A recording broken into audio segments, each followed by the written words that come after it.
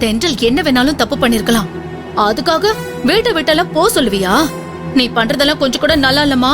என்ன எல்லாரும் அவ மேல பாசத்துல பொங்குறீங்களா? ஏ தனுஷ், என்னடா நீ எதுவும் பேசாம இருக்க? உன் பங்குக்கு நீ ஏதாவது பேசு. உன்னை வேண்டான்னு சொல்லிட்டு ஓடனால அந்த பங்குக்கு நீ ஏதாவது பேசுடா. அத்தை, அக்கா வேண்டாம்க்கா. இதுக்காக தான் யாருக்குமே தெரியாம எங்கேயாவது போயிடணும்னு நினைச்சு கிளம்புன. நீ வந்து என்ன கூட்டிட்டு வந்துட்ட. நீ எங்க போனோம்? அக்கா இருக்கும்போது நீ எங்கக்குள்ள போனோம்? நீ ஏன் கூட தானே இருக்கணும். ஏங்க என்னங்க அமைதியாவே இருக்கிய? தென்றல் இங்கதே இருக்கணும்னு சொல்லுங்க. அத்தை அவ்வளவு கோவமா பேசுதாக நீங்க ஒரு வார்த்தை கூட பேசாம நிக்கிறிய.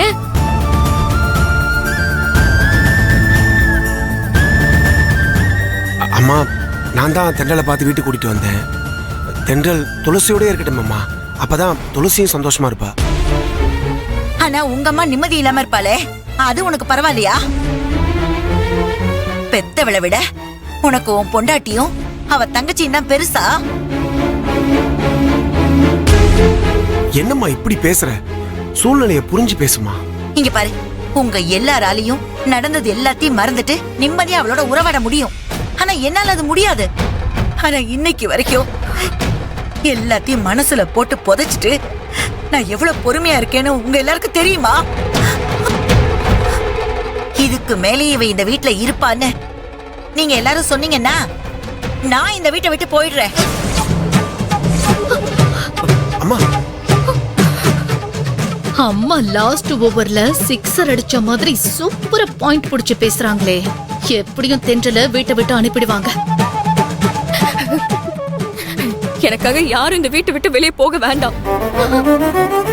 இத்தனை நாள் எனக்கும் இந்த வீட்டுக்கும் சம்பந்தமே இல்லாம தான் நான் இருந்தேன். நானே வெளியில போயிடுறேன். ஏய், என்ன பேசிட்டு இருக்கத நீ?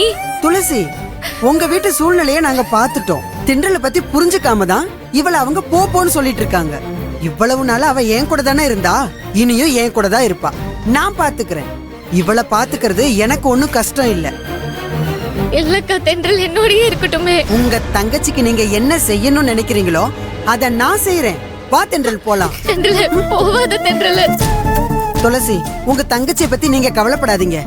இவ்வளவு நாளா எங்க இருக்கான்னு தெரியாம தானே இருந்தீங்க. இப்ப எங்க இருக்கான்னு உங்களுக்கு தெரிஞ்சிருச்சு தானே. அவளுக்கு ஒண்ணுனா நான் இருக்கேன். அவளை பார்க்க நீங்க எப்ப வேணா என் வீட்டுக்கு வரலாம். அங்க உங்களை தடுக்க யாரும் கிடையாது. தென்றல் துளசிக்கு எப்படி தங்கச்சியோ அப்படிதான் எனக்கும் தங்கச்சி. அவளை யாரும் கஷ்டப்படுத்துறத பார்த்துட்டு நான் சும்மா இருக்க முடியாது. வா தென்றல். தென்றல், தென்றல், சித்தி, ஏய், யாரா? போகாத. போகாத புள்ள.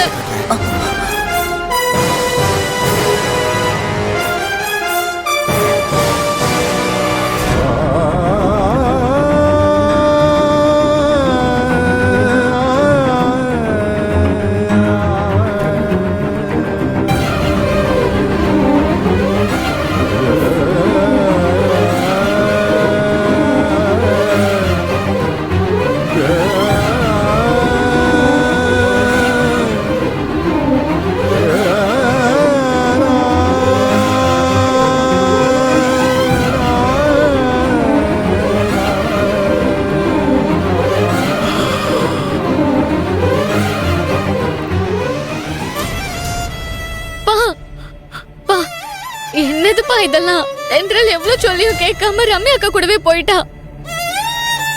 அவளுக்காக எவ்வளவு வருஷம் தேடி இருப்போம். நான் எவ்வளவு அழுதுருப்பேன். இது எதையுமே கண்டுக்காம அத்தை அவளை ஆரோடவா அனுப்பியிருக்காங்க. அப்பா, நீங்க தான் அத்தை கிட்ட பேசி சமாளிச்சு தென்றல வீட்டுக்கு கூட்டு வர சொல்லுங்கப்பா. வாதத்துக்கு மருந்து இருக்குமா?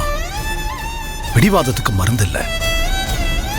உங்க அத்தை பிடிவாதமா பேசிக்கிட்டு இருக்கா.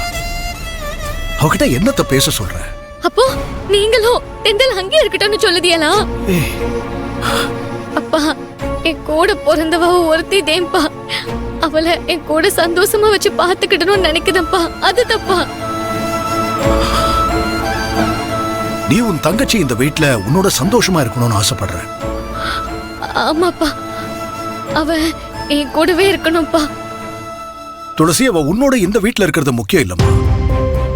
நான் தனுஷ் கிட்ட தென்றல் வாழ்க்கையில என்ன நடந்துச்சுன்னு கேட்டு தெரிஞ்சுக்கிட்டேன்.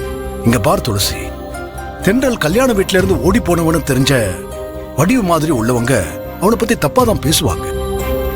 அதனால